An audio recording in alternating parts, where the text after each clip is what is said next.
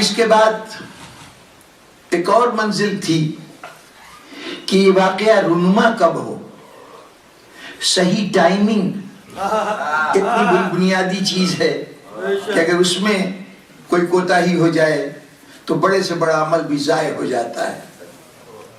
ہم تاریخ پڑھتے ہوئے بہت سے لوگوں کے تذکرے میں یہ پڑھتے ہیں کہ یہ بادشاہ اپنے وقت سے پہلے پیدا ہو گیا، یہ شاعر، یہ ادیب، اس کی تعلیمات ایسی تھیں، اس کی نگارشات، اس کی تالیفات ایسی تھیں کہ اس زمانے کے لوگ نہیں سمجھ سکے، یہ بیفور ٹائم تھا۔ اور کچھ لوگ ایسے ہوتے ہیں کہ وقت گزر گیا ہوتا ہے اور ان کے متعلق کہا جاتا ہے یہ تو ماضی کی یادگاریں ہیں، انہیں 200 سال پہلے ہونا چاہیے تھا، 100 سال پہلے ہونا چاہیے تھا۔ اب میں نہیں جانتا کہ ہمارا پیمانہ کیا ہے اس بات کو طے کرنے کا کہ جو شخص ہے وہ اپنے وقت کا نہیں ہے یا اس سے پہلے ہے یا بعد ہے۔ لیکن اگر پہلے اور بعد کے لیے کوئی پیمانہ صحیح معنوں میں ہو سکتا ہے تو وہ یہ ہو سکتا ہے کہ جن مقاصد کو حاصل کرنے کے لیے کوئی شخص اٹھا ہے، اگر وہ مقاصد پوری طرح حاصل ہو گئے تو اس کا اقدام بر وقت تھا، اور اگر وہ اپنے نتائج کو حاصل کرنے میں ناکام رہا، اقدام صحیح تھا، نتیجہ وہ نہیں ہوا جو چاہتا تھا، تو اس کا مطلب ہے کہ وقت کے انتخاب میں غلطی ہوئی۔ امام حسین علیہ السلام کو ایک ایسا قدم اٹھانا ہے قربانی کا، ایثار کا، اتنا غیر معمولی واقعہ کہ جو انسانی ذہن کو جھنجھوڑ کر رکھ دے۔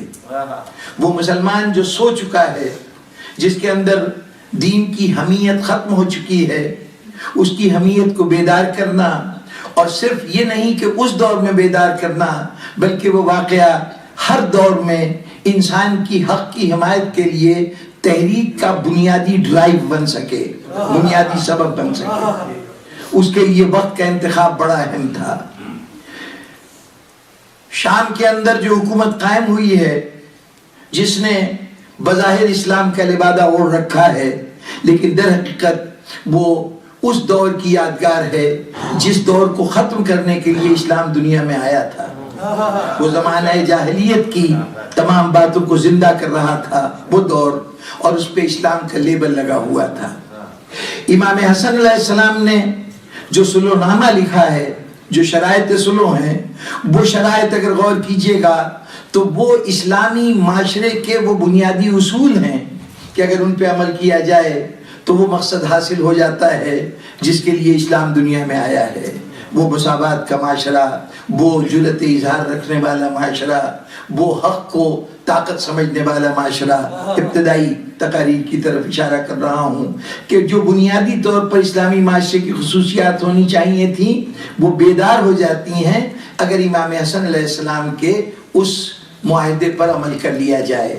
لیکن جیسے ہی یہ معاہدہ ہوا ہے، امام حسن علیہ السلام نے شہر کوفہ چھوڑا، خود بھی چلے گئے، امام حسین اور دوسرے جو بنی ہاشم کے افراد آئے تھے وہ سب کوفے سے واپس مدینے چلے گئے۔ اب اس کوفے میں پہلی مرتبہ حاکم شام داخل ہوا ہے، معاویہ یہاں پہ آیا، اور اس نے جو اپنی وہاں پر آ کر پہلی تقریر کی ہے اس کے اندر کہا ہے کہ اے کوفے والو، یہ جو میں نے معاہدہ کیا ہے اس لیے نہیں کیا کہ تم سے نمازیں پڑھواؤں یا روزے رکھواؤں، یہ کام تو تم پہلے بھی کرتے تھے، یہ میں نے صرف تمہاری گردنوں پر اپنا اقتدار قائم کرنے کے لیے معاہدہ کیا ہے۔ جہاں تک اس معاہدے کی شرطوں کا تعلق ہے وہ سب میرے پاؤں کے نیچے ہیں، یعنی میں کسی شرط کی پابندی نہیں کروں گا۔ یہ پہلے دن کا اس کا اعلان ہے، اور اب اس اعلان کے بعد بظاہر جب وہ کہہ رہا ہے کہ معاہدے پہ عمل نہیں کروں گا تو شاید یہی وقت ہوتا کہ امام حسن کہتے کہ میں نے تو تخت و تاج اس لیے نہیں دیا تھا کہ تو معاہدے پہ عمل نہ کرے۔ لیکن اگر اس وقت امام حسن علیہ السلام اٹھ کھڑے ہوں تو ظاہر ہے کہ اس کا مطلب یہی لیا جائے گا کہ پہلا عمل انہوں نے جو معاہدہ کیا تھا اس عہد پر خود قائم نہیں رہ سکے، اور عملی طور پر معاہدے کی خلاف ورزی نہ ہونے کے باوجود انہوں نے معاویہ سے ٹکر لے لی۔ اب امام حسین علیہ السلام کے لیے موضوع نہیں ہے کہ وہ اپنے اس معاہدے کے خلاف خود معاویہ کے خلاف جنگ میں مصروف ہو جائیں. اور ظاہر ہے کہ جب تک امام حسن علیہ السلام موجود ہیں اس وقت تک امام حسین علیہ السلام کا کوئی اقدام امام حسن کی مخالفت کے مترادف ہوگا اور یہ سمجھا جائے گا کہ وہ صلح کے معاہدے سے متفق نہیں ہیں. اس لیے وہ پورا دور جو معاویہ کا دور ہے اور جناب امام حسن علیہ السلام دنیا میں موجود ہیں اس دور میں امام حسین کے لیے کربلا کو منعقد کرنا کسی اعتبار سے بھی سیاسی اعتبار سے کوئی پسندیدہ عمل نہ ہوتا. امام حسن علیہ السلام کا سن 50 ہجری میں 50 ہجرہ میں آپ کی شہادت واقع ہوئی. آپ کی شہادت کے بعد اب امام حسین علیہ السلام کے سامنے بہت سے مومنین آئے. مختلف امام حسن علیہ السلام کے دور میں امام حسن کا ساتھ دینے والے مومن آئے اور انہوں نے کہا کہ امام سے درخواست کی کہ آپ میدان عمل میں آئیے, ہم آپ کا ساتھ دیں گے.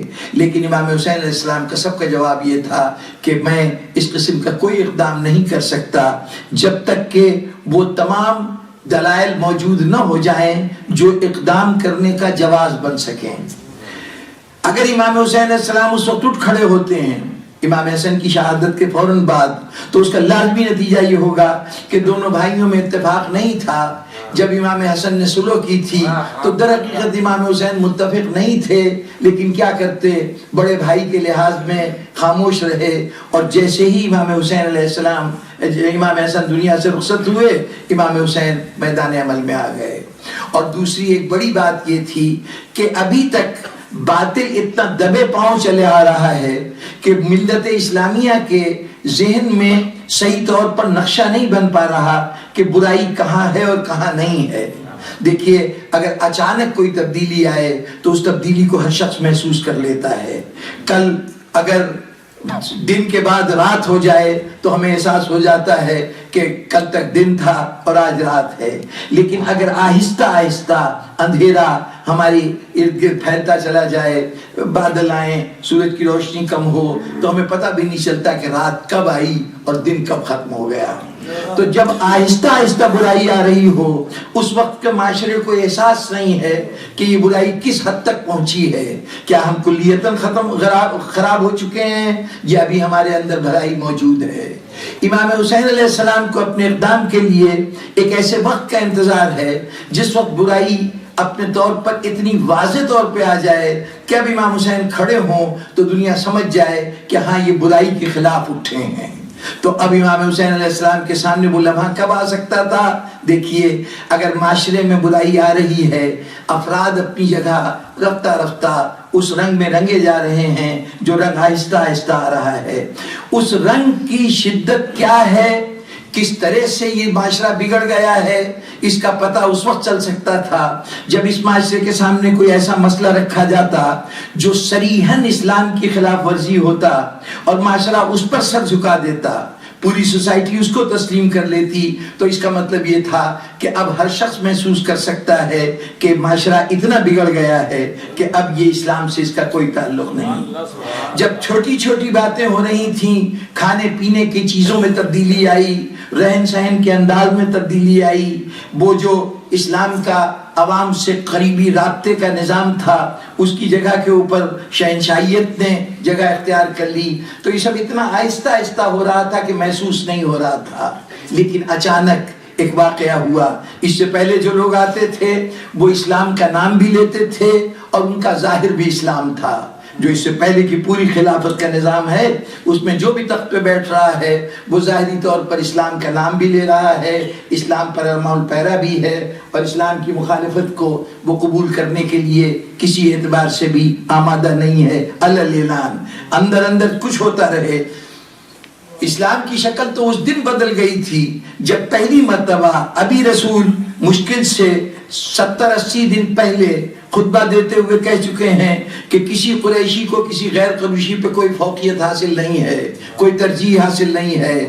لیکن مسلمان بعد رسول پہلا اجتماع ہے مسلمانوں کا, ایک جگہ پہ تھوڑے سے مسلمان جمع ہوئے, وہاں یہ فیصلہ کرنا ہے کہ مسلمانوں کی لیڈرشپ کس کے ہاتھ میں جائے, کس کو قائد بنایا جائے. تو وہاں جس آرگومنٹ کی بنیاد پر فیصلہ ہوا وہ آرگومنٹ یہ تھا کہ ہم قریش ہیں اور قریش کو حق حاصل ہے کہ وہ حکومت کریں, تم ہمارے وزیر بن سکتے ہو انصار مدینہ، لیکن اقتدار جو ہے وہ قریشی کو ملنا چاہیے۔ کیوں ملنا چاہیے؟ ہم قریش ہیں اور رسول کے رشتہ داروں میں سے ہیں۔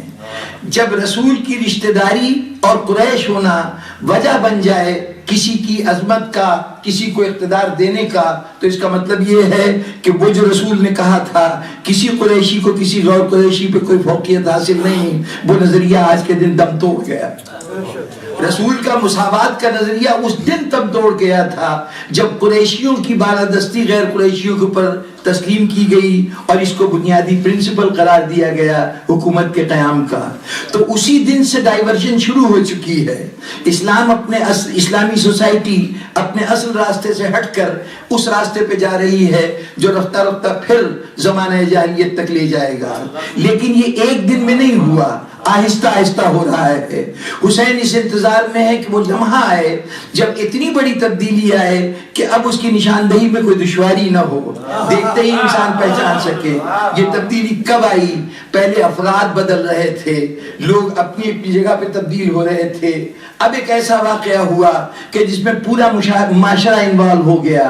وہ واقعہ کیا ہوا کہ تخت کے اوپر ایک ایسا شخص بیٹھا ہے کہ جس کا شریعت سے کوئی تعلق نہیں، جو دین محمدی کو بالکل حقیقت نہیں سمجھتا، جو یہ کہتا ہے کہ کیسی وحی اور کیسا الہام، یہ تو صرف بنی ہاشم نے حکومت حاصل کرنے کے لیے ڈھونگ رچایا تھا، جس کا ہر عمل شریعت کے خلاف ہے۔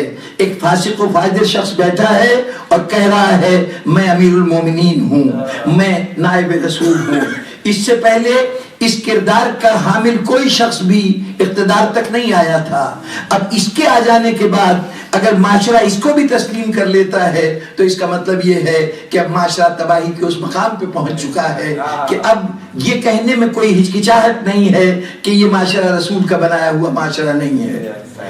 جس معاشرے کا بنیادی اصول یہ تھا کہ تم میں فضیلت وہ رکھتا ہے جو تم میں زیادہ تقوی رکھتا ہے۔